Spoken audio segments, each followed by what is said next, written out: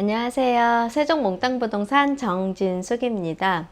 아파트 동마다 거래되는 건수들이 다 있는데요. 그 거래되는 건수들의 거래량, 거래율, 이렇게 많은 아파트 단지들마다 특징이 있는데, 첫 번째가 대단지, 그 다음에 두 번째가 소형 평수가 많이 있는 단지들이 거래량이 좀 많더라고요. 그래서 이렇게 세종시에서 실거래 사이트라든가 거래량이라든가 거래 금액을 이렇게 하나하나 정리를 하다 보니까 느낀 게, 그 동마다 그러니까 거래량이 많은 단지가 있고, 그 동마다 거래 금액이 높은 단지가 있고, 이제 그런 차이가 있는데, 그거는 당연히 공급 물량, 세대수 전체 면적, 그 다음에 평형대, 그 다음에 거래되는 금액의 차이가 좀 많이 있는 것 같아요. 근데 오늘은 제가 세종시 3-3 생활권에 가면 소담동이라는 동네가 있습니다. 이 소담동 같은 경우는요, 대전에서 세종시 BRT 노선을 타고 쭉쭉쭉 노선을 건너서 가다가 보면 대전으로 테크노밸리, 신동지구 테크노밸리와 연결이 돼서 이 BRT 노선이 대전역까지 연결이 되거든요. 거기를 지나는 세종시 소담동에 펜타힐스 새샘마을 6단지 아파트가 있습니다. 오늘은 제가 여기 6단지 아파트를 좀 다녀와서 아파트 곳곳에 영상을 좀 담아보고 주변에 있는 아파트 이렇게 보여드리고 있는데요. LH에서 공급된 펜타힐스 아파트이고요. 새샘마을 6단지로 들어갑니다.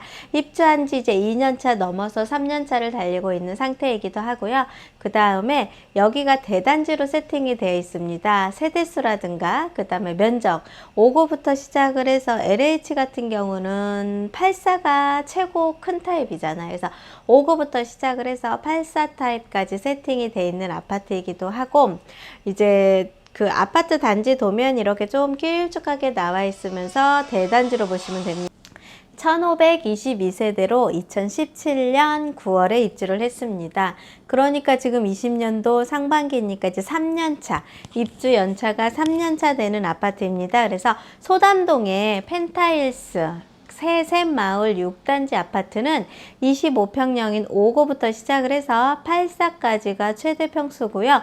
중간에 7호, 30평형 되는 것들도 있습니다. 그래서 다양한 평수로 가격이 이제 세팅이 돼 있다 보니까 소형 평수가 없는 새샘마을 같은 경우는 오히려 펜타힐스의 수요가 좀 많았고요. 그러면서 거래율이 좀 많아졌고 거래량도 좀 많이 늘어났던 게 사실은 지금 현재 현황입니다. 그래서 세종시에 새샘마을 펜타힐스 아파트 6단지에 지금 저렴한 매물이 나와서 한번 안내를 해드리는데, 이제 매매 금액은 이제 상향이 되는 것도 있고 광고적인 부분도 있어서 이제 전화로 문의를 주시면 제가 좀 안내를 해드려야 될 것 같고요. 그 다음에 세종시 3생활권 펜타힐스는 대전으로 나가는 관문이기 때문에 대전 지역으로 출퇴근하시는 분들한테는 수요가 많았고 인기도가 굉장히 많은 단지입니다. 그리고 굳이 높은 전세 가격을 주고 사실 필요는 없다고 보고요. 전세로 거주를 하시느니 그냥 이렇게 매수를 하셔서 집을 대출을 받아서 매수를 하셔서 이렇게 저렴한 매물이 나올 때 사시는 게 어떨까 하는 생각이 좀 많이 듭니다. 그래서 새샘마을 6단지 여기 아파트에 20년도 하반기부터 시작을 해서 2020년도 상반기 중에 새샘마을에서 가장 거래량이 많은 아파트 탑이었습니다. 그리고 새샘마을 아파트가 입주한 연차가 거의 다 한 2, 3년 차, 3년, 3, 4년 차가 진행이 됐다 보니까 얘가 좀 신축이기도 했고 대전에서 들어오는 관문이기도 하고 입지적인 부분도 교통 여건이 굉장히 좋아서 인기도가 좋아서 거래율이 좀 많았던 아파트인데요. 이제 거래율을 작은 평수에 사시던 분들이 요즘에 많이 하시는 방법, 실입주로 움직이시잖아요. 그 실입주로 움직이실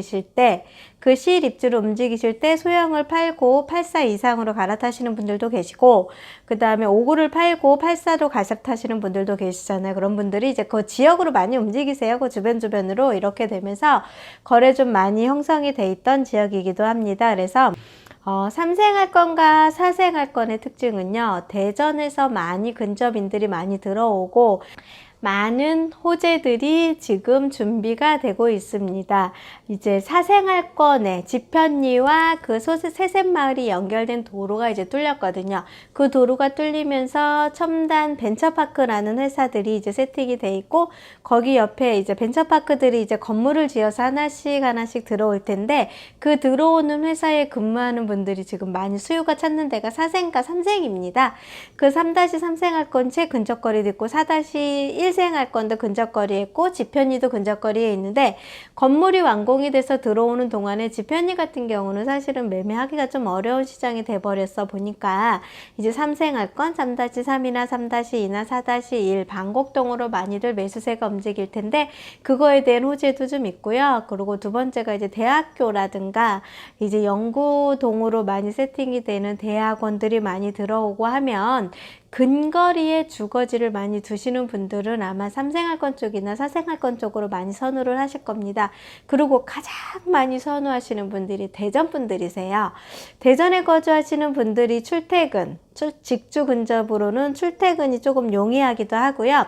신동지구와 테크노밸리에 되어 있는 그 도로가 굉장히 잘 나 있어서 그쪽으로 유동 차선도 많고 그쪽으로 대전 진입이 너무 편리하고 용이하다 보니까 대전에 거주하시는 분들이 3생활권 쪽도 많이 선호를 하십니다. 그래서 그 선호되는 부분들도 있고 수요도 계속 받쳐주고 하다 보니까 가격이 계속 상향이 됐고 거래율도 많았었는데, 세종시는 개발 호재가 굉장히 많은 지역인 거 아시죠?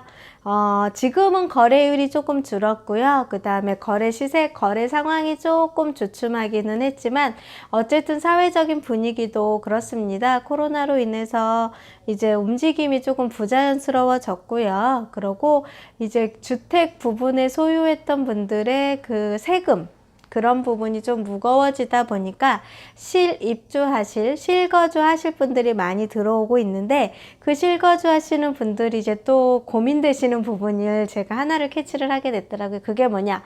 과연 요 금액의 집을 사서 이 가격에서 더 올라갈까?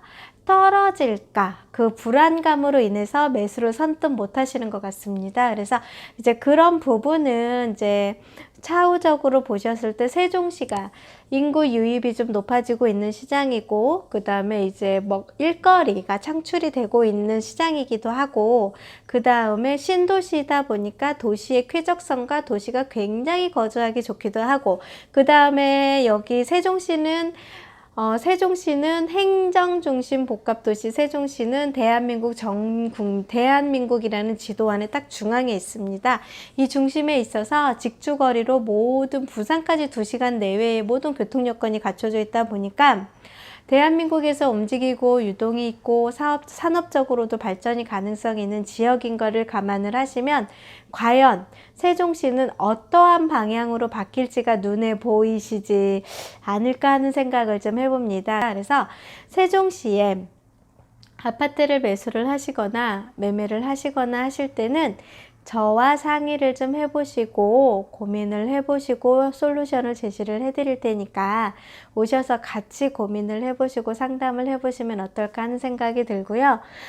제가 앞전에 말씀드린 여러 가지 상황을 견주어 봤을 때 이런 게 세팅이 되고 이렇게 도시가 활성화가 되고 이렇게 될 도시가 과연 대한민국의 서울을 빼고 또 어디에 있을까 한번 고민을 좀 해보시면 세종시가 어떠한 영향이 있겠다는 것도 좀 눈에 보이실 거고요. 그 다음에 세종시뿐만 아니라 청주도 규제지역으로 묶여있죠. 대전도 투기과열지구로 묶여있다 보니까 전국이 규제로 인해서 조금 움직임이 부자연스럽습니다. 그럼에도 불구하고 세종은 계속 가격이 상향이 되는 이유가 과연 무엇일까를 한번 제가 말씀드린 걸 곰곰이 생각을 해보시고 이래서 실거주자 하시는 분들은 내가 매매를 해야 될지 그거를 고민을 해보시고, 자금력이 없으신 분들은 내가 어떻게 움직여야 될지를 한번 깊게 생각을 해보셔서 지금같이 거래율이 조금 뜸할 때, 그러면은 가격이 상향되기보다는 사실은 보합세를 유지를 하고 있잖아요. 이 틈을 꼭 기회로 잡으셨으면 좋을 것 같습니다. 즐겁고 편안한 시간 되시고요. 세종몽땅부동산의 정진숙이었습니다.